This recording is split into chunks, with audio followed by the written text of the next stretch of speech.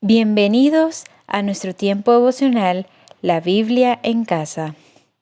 Lecturas devocionales basadas en el Evangelio de Lucas. No te pierdas de esta serie de devocionales.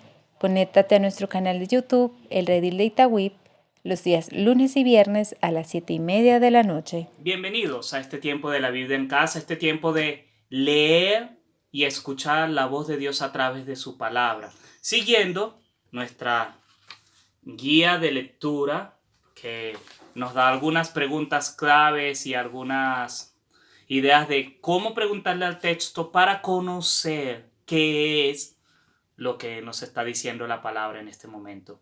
Quiero invitarte a que leamos Lucas capítulo 22, ya finalizando este hermoso evangelio. Lucas capítulo 22, los versos del 39 al 46. Y voy a leer a ustedes en la Reina Valera 60. Pero un momento, antes de hacer la lectura, creo que es conveniente que elevemos una oración.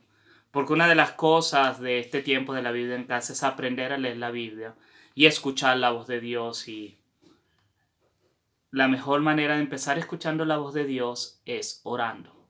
Entonces, oremos juntos.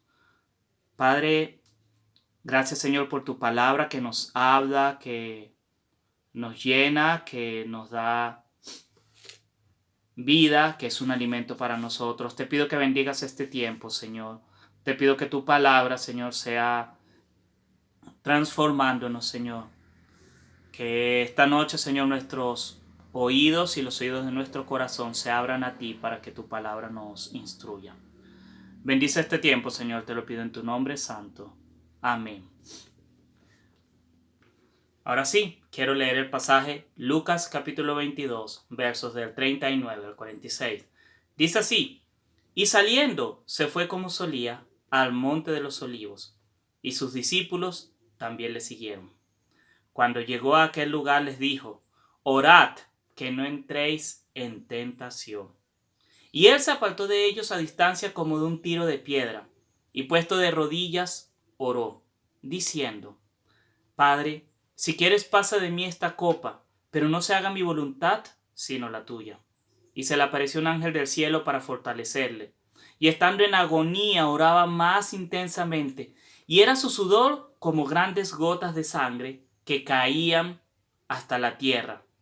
Cuando se levantó de la oración y vino a sus discípulos, los halló durmiendo a causa de la tristeza. Y les dijo: ¿Por qué dormís?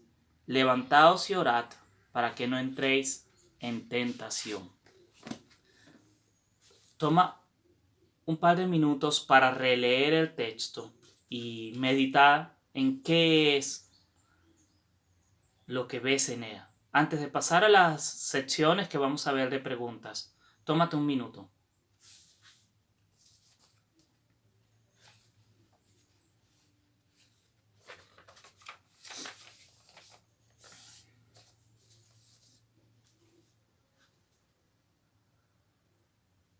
Bien, aquí es donde entramos a la primera parte, que es observar.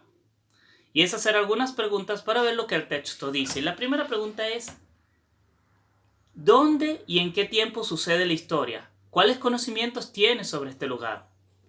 Podemos pensar, en primer lugar, esto está ocurriendo ya en momentos antes de la traición, entrega de Jesús. Este es el comienzo de la pasión, del momento en el que Jesús va a ser expuesto, torturado y afrentado.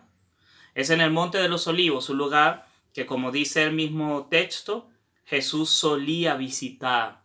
Era un lugar al que muy familiar para Jesús, para sus discípulos. Era el lugar donde él solía apartarse para encontrarse con Dios. Además, esto ocurre en la noche antes de la Pascua, cuando después de la última cena y de algunas de las últimas enseñanzas que Jesús le ha dado a sus discípulos. Este es el final del Evangelio, esta es la parte decisiva, esta es la parte donde tenemos que poner atención a lo que Jesús está haciendo y lo que Jesús va a hacer por nosotros. La siguiente pregunta: ¿Quiénes son las personas principales en esta historia? ¿Quién dice qué y a quién se lo dice? ¿Qué características tienen esas personas? Aquí el protagonista de todo el relato es Jesús. Él es el que dice que va y se sobreentiende que va con los discípulos. Él es el que está apartado orando. Él es el que hace una oración al Padre. El Padre también podría considerarse protagonista en el sentido que él está escuchando la oración. Va una oración al Padre. Y aquí los discípulos, los otros protagonistas, son pasivos. Sencillamente lo han acompañado. Se dice algunas cosas que están fatigados. Parece que ellos en algún momento intentaron orar porque Jesús los invita a orar para que no entren en tentación, pero ellos no pueden resistir y dice que los haya durmiendo a causa de la tristeza. Es un relato sencillo, es una historia, una sola escena centrada en la oración que va del verso 42 al 44, la oración de Jesús en Getsemaní. ¿Cómo actúan o reaccionan las personas? Aquí Jesús decide tener un tiempo en el monte que él solía visitar, en el monte de los olivos, se aparta, exhorta a sus discípulos a que oren, y luego él sufre gran angustia, sufre gran temor, gran lucha espiritual, hasta el punto que dice que su sudor era como gotas de sangre. Ya tendremos tiempo de hablar un poco más sobre eso.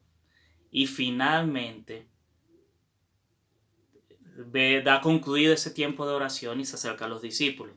Los discípulos, al parecer, llegan despiertos. Ellos debían también incorporarse al tiempo de oración, pero al poco tiempo ellos desisten y queda Jesús solo orando.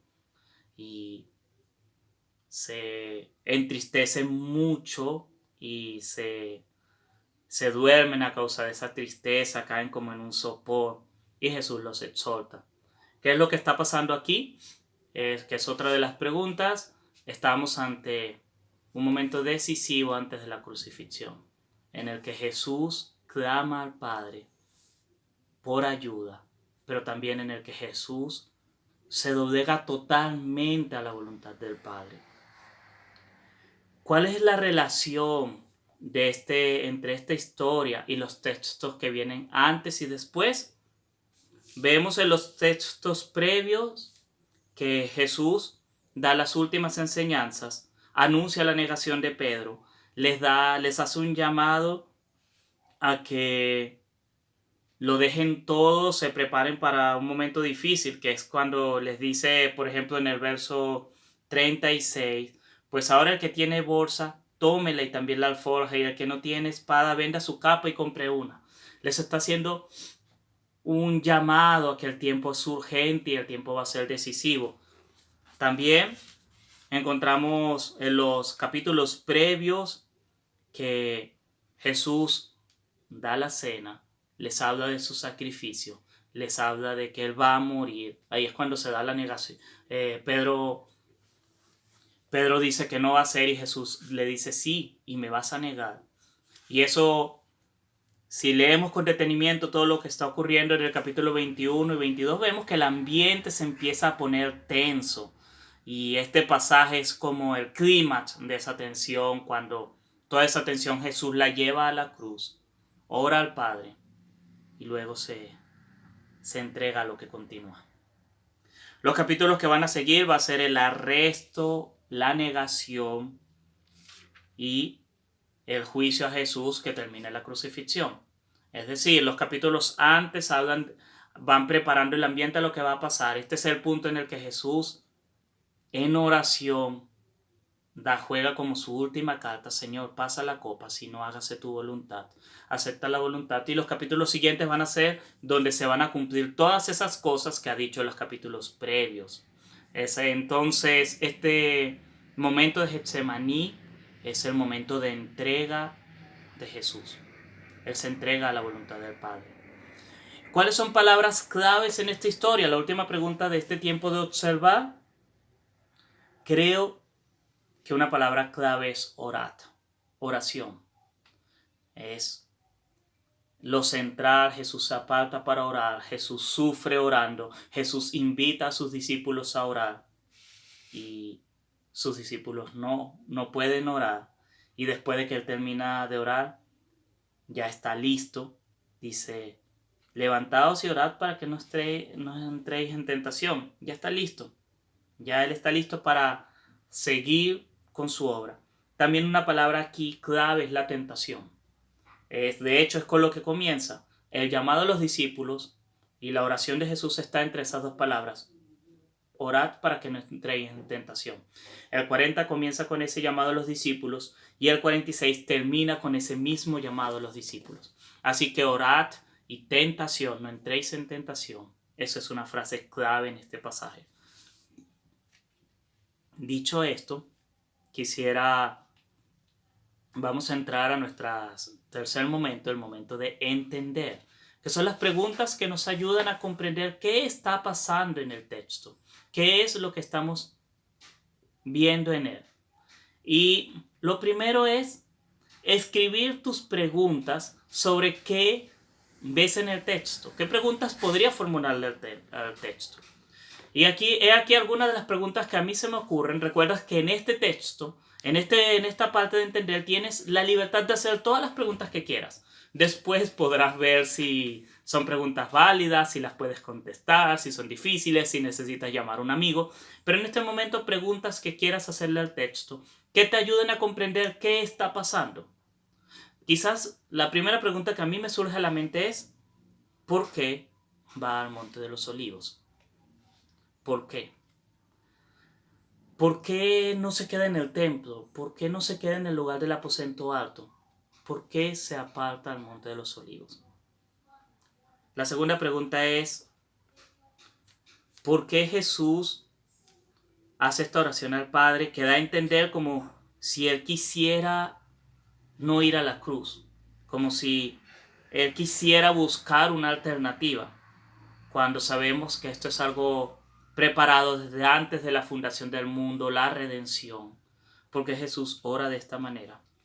Otra pregunta que se me viene a la mente es, ¿qué significa esto de que sudor como gotas de sangre? ¿Qué es? ¿Qué está pasando aquí? Y finalmente, una pregunta que tiene que ver con los discípulos es, ¿qué significa esto de que los halló durmiendo a causa de la tristeza? ¿Por qué dormirse de tristeza? ¿Qué quiere decir acá este pasaje? Y bueno, una última pregunta que también se me acaba de ocurrir es, ¿por qué el énfasis de Jesús de orar para no entrar en tentación? ¿De qué estamos hablando aquí? Con esas preguntas en mente me ayudan a entender y a pasar al siguiente paso, que es tratar de ponernos ahora en el lugar de las personas. Y básicamente aquí podemos hablar de ponernos en el lugar de los discípulos y de Jesús. Comencemos por Jesús. Jesús está pasando quizás un momento de mucha tensión y angustia. Por primera vez, desde la eternidad y hasta la eternidad, Jesús va a experimentar la ira del Padre, va a experimentar la separación del Padre, va a experimentar ser rechazado. Jesús, Dios, ha estado en la Trinidad desde el inicio de los tiempos, siempre ha estado, y por primera vez va a sufrir toda la ira del Padre. Esto es un dolor, un juicio, un furor que nuestra mente no se lo puede imaginar. El más grande dolor que tú te puedas imaginar o que hayas experimentado no se va a comparar con lo que Jesús va a experimentar en la cruz del Calvario. Así que este es un momento crucial, tan crucial que Él decide buscar al Padre solo, que a Él no le importa lo que están haciendo los discípulos. Él les da la advertencia, pero él va directo a atender su asunto con el Padre. Esto es clave en este momento para entender lo crucial. Un momento en el que Jesús, en su rol de hijo, en su rol de Dios hombre, se acerca a Dios y vacía su corazón en su angustia y su dolor. Los discípulos están en una situación parecida, aunque ellos no parecen entenderla porque no hacen caso de que es necesario orar para no caer en tentación. Ellos simplemente acompañan a Jesús, la tristeza los embarga y se duermen. Posiblemente ellos también sienten que algo malo va a pasar y han visto que en todo lo que ha pasado hasta ahora, las últimas enseñanzas del maestro, la cena, ha tenido un toque de despedida, un toque de tragedia, y ellos lo sienten. Es posiblemente una idea como cuando una persona tiene una enfermedad terminal y todos saben que se acerca al fin y todas las conversaciones tienen esa nota de despedida, esa nota de que va a ser lo último. Pero esto también es algo mucho más grande, es una tristeza mucho mayor, tanto que los vence anímicamente. Esa es lo que podemos decir tanto de los discípulos como de Jesús. Y ahora intentemos responder las preguntas que nos hicimos. Y pensando ahora en lo que acabo de decir sobre pensar en la posición de Jesús y los de los discípulos, empiezo a entender que quizás la razón por la que Jesús se aparta al Monte de los Olivos en otro lugar es porque quiere intimidad con Dios. Porque para él está demostrando que sobre las tradiciones como la cena de la Pascua, estar en el templo, ese momento de intimidad con Dios es más valioso. Y Él quiere que sus últimos momentos sean en el contexto de una oración íntima con el Padre. Esto es, aunque me acerco un poco ya a la parte de poner en práctica, pero esto es un llamado a recordar que nuestra vida devocional, nuestra vida de pasión, nuestra vida de devoción a Dios es mucho, mucho más importante que la vida religiosa, por así decirlo, de ir a la iglesia y de estar haciendo cosas visibles. También pienso la segunda pregunta, ¿por qué Jesús hace esta oración? Sabiendo que esa es la voluntad del Padre, que esa es su voluntad, y eso es algo que estaba escrito y profetizado desde hace mucho tiempo.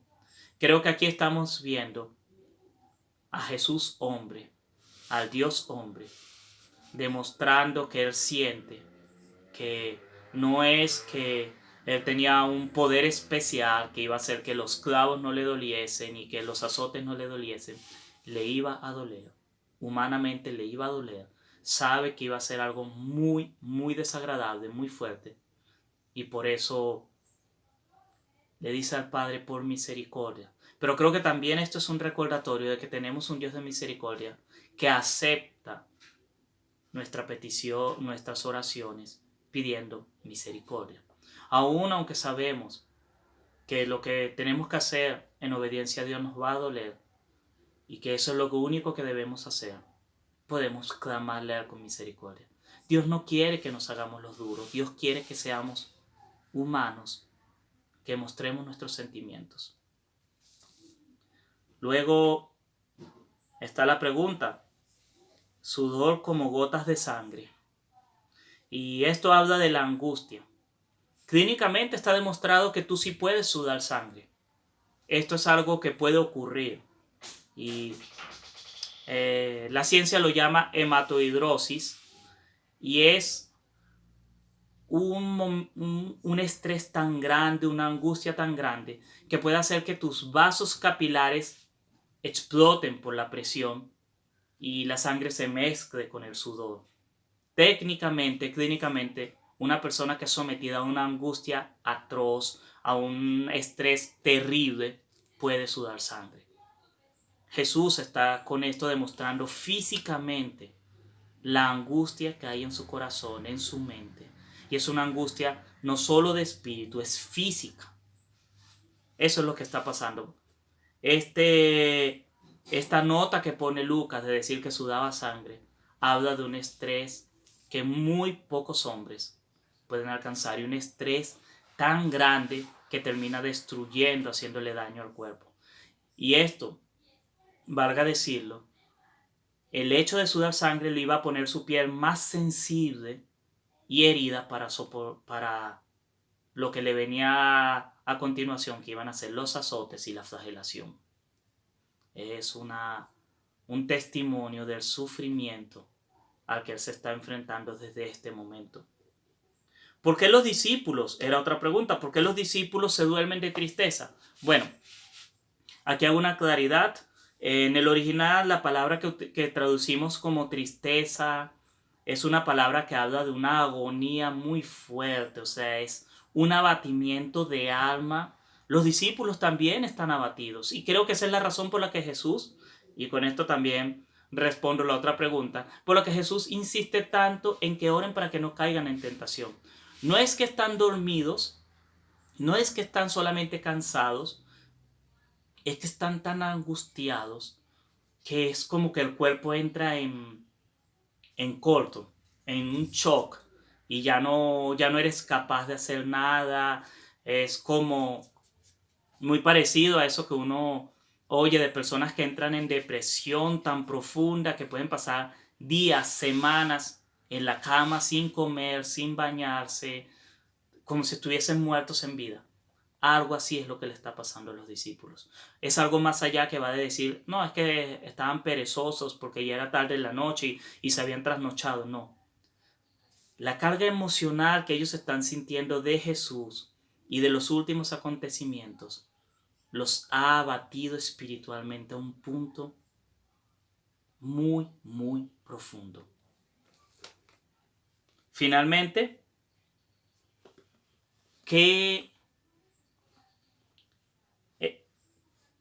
¿cuál es la idea principal del texto? En la última pregunta de entender. Yo creo que una idea principal de este texto es: no dejes la oración en los momentos más difíciles. La oración directo al Padre es lo que tú necesitas en los momentos de tentación. Las fuerzas vienen en la oración. Este pasaje apunta a un llamado de orad para que no entréis en tentación. Esa podría ser una manera de, desde el mismo pasaje, tomar la idea principal. Porque Jesús ora para no entrar en la tentación de querer abandonar. Los discípulos debían orar para no entrar en la tentación de salir huyendo o de ser vencidos por las emociones. Pensando en esta idea y que podemos desarrollar, y te invito a que tú la desarrolles más, pensemos ahora en poner en práctica. Y quiero mencionar la primera pregunta. ¿De qué forma este texto podría impulsar tu relación personal con Dios? Y una de las maneras en las que puedes hacerlo es acostumbrarte a que en los momentos de luchas debes correr hacia Dios, debes buscar a Dios, no aislarte, no negar, no amargarte, buscar a Dios sobre todas las cosas. Ese debería ser el principal cambio que debería haber. Por lo general nosotros en un momento de tentación hacemos como los discípulos, y deberías hacer como hizo Jesús, porque Él te da el Espíritu Santo y Él sufrió la cruz para que tú puedas hacerlo. Que cuando estés en tentación, cuando sientas la gran angustia, puedas voltearte a Dios en oración y clamarle: Señor, acuérdate de mí, ten compasión de mí. Y si es algo que tiene una decisión difícil, por favor, pasa de mí esta copa, sino hágase tu voluntad. ¿Qué consecuencias tiene lo que dice este texto para tu relación con el mundo, con el prójimo o con Dios? Yo pienso que si nosotros crecemos, si yo crezco en mi búsqueda de Dios, aún en las pruebas, yo vería más la gloria de Dios en mi vida y podría ser de más bendición a otros y podría ver a Dios obrando a través de mí, de su voluntad y de lo que Él hace en otros. ¿Cuáles verdades nuevas has encontrado en el texto? Creo que en este texto muestra la humanidad de Jesús, pero también muestra una obediencia que nosotros podemos alcanzar si nos mantenemos aferrados a Él. Hay acciones de gracias por las que podamos acciones de gracias que podamos tener de este texto. Sí, muchas. Jesús lo hizo por nosotros. Él nos muestra el camino. Él fue vulnerable, demostrándonos que nosotros podemos ser también vulnerables. Pero sobre todo, Él hizo un sacrificio mucho mayor que cualquier sacrificio que tú puedas hacer. Eso es una nota de esperanza y de agradecimiento. Espero que este pasaje te ayude, así como me ayuda a mí a comprender más la relación y lo que podemos alcanzar si somos fieles y permanecemos en Dios. Quiero terminar orando siguiendo el acróstico CASA, confesando, adorando, suplicando y dando acción de gracias. Señor, yo confieso que ante la prueba, Señor, suelo ser como los discípulos, Señor. Me quedo dormido de la tristeza, Señor. Suelo abandonar. Y confieso también, Señor, que es una tontería porque tú eres un Dios grande en misericordia. Confieso ese amor, Señor. Esa misericordia con la que tú nos escuchas, Señor. Con la que tú estás dispuesto a escuchar, Señor. Con la que sostuviste a Jesús, Señor, en medio de su sufrimiento, en medio de la agonía de esa oración. Tú estás disponible de igual manera para mí, Señor. Confieso, Señor, tu santidad, tu bondad y tu misericordia con aquellos que se vuelven a ti en oración y claman pidiendo misericordia. Y por eso te adoro, Señor. Te adoro porque eres ese Dios cercano. Te adoro, Señor, porque te hiciste hombre para mostrarnos el camino. Y luego enviaste al Espíritu Santo para que podamos perseverar en ese camino. Te adoro, Señor, porque eres Dios, Dios bueno, Dios misericordioso. Y te suplico, Señor, en esta noche, que podamos perseverar en la oración para no caer en tentación. Aviva nuestros corazones, Señor, haznos pensar, Señor, haznos razonar en nuestra necesidad de ti, Señor. Que en los momentos de angustia, en los momentos de lucha, en los momentos de persecución, en los momentos de quebranto, en los momentos de tentación, nuestros corazones puedan volverse a ti, Señor. Que aprendamos a buscarte, Señor. Te lo pido, Señor, en tu nombre santo. Bendito Dios. Señor, y te doy gracias. Gracias por estar cercano. Gracias por enviar a Jesús. Gracias por darnos el Espíritu Santo. Gracias porque podemos perseverar. Por eso te adoro, te exalto, Señor, y alabo tu nombre. Amén. Amén. Bueno, gracias por este tiempo. Te invito a que sigas con las lecturas de martes y jueves y te conectes los lunes, los miércoles y los viernes para que puedas tener tiempos de oración con tus familias. Recuerda, si no tienes aún la guía de lectura de la Biblia, descárgala aquí. También estaré colocando aquí en un enlace las lecturas del mes de noviembre. Dios te bendiga. Nos vemos entonces el miércoles a las 7:15.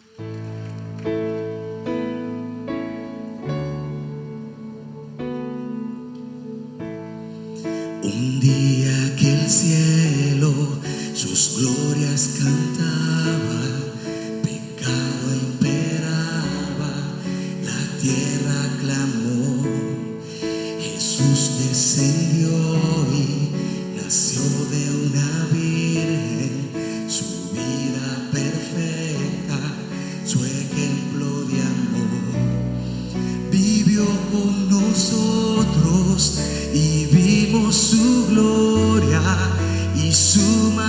estar.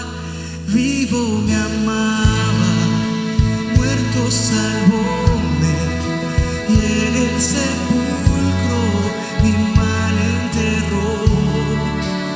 Resucitado es mi justicia, un día Él viene, pues lo prometió, Él lo prometió.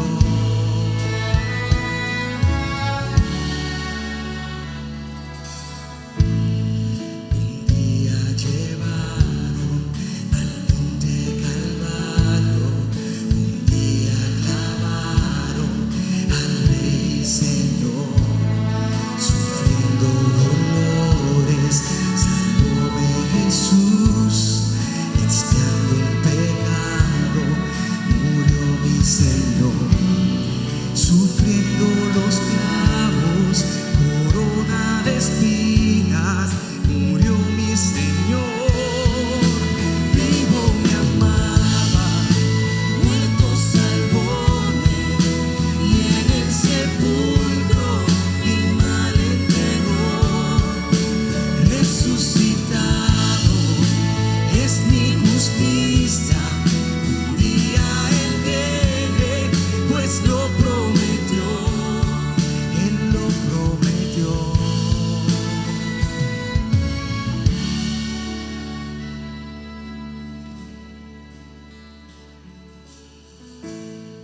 Un día la tumba no pudo ocultarle, un día el ángel la piedra quitó, pues ya mi Jesús la muerte venció, y a estar con su Padre